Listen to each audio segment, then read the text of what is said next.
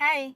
Many of my followers on social media have been asking me whether I believe the alleged Clarendon killer will receive the death penalty. Now, if you're not aware, one of the biggest news stories in Jamaica right now is that of a man who is accused of killing a mother and her three children in Clarendon. Now, before we get to the question of the death penalty, which the Jamaican courts have the jurisdiction to grant pursuant to Section 3 of the Offences Against the Person Act of Jamaica, let us consider whether he actually committed the act, the actus reus. 2. Whether he actually possessed the criminal intent. Did he voluntarily commit these murders? And also whether there are any other factors. A psychiatric evaluation has been requested in this case, and it will reveal whether he possessed the mental capacity to commit these murders.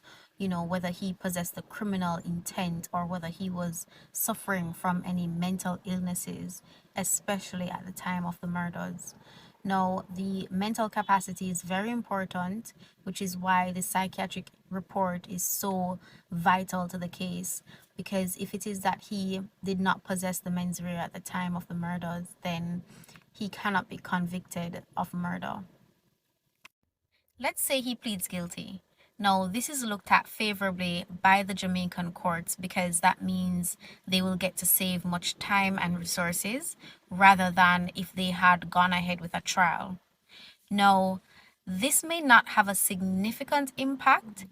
However, it may result in a reduction of his sentence. Maybe it won't have a significant impact though. For instance, he may be granted, let's say, 90 years imprisonment and they may take 5 years off because he pled guilty, especially because it's multiple murders. However, it is too early at this time for me to say whether the death penalty will be granted in this case. So I believe it is appropriate at this time to await the results of the psychiatric evaluation, which will tell us whether or not he possessed the mental capacity to commit the murders.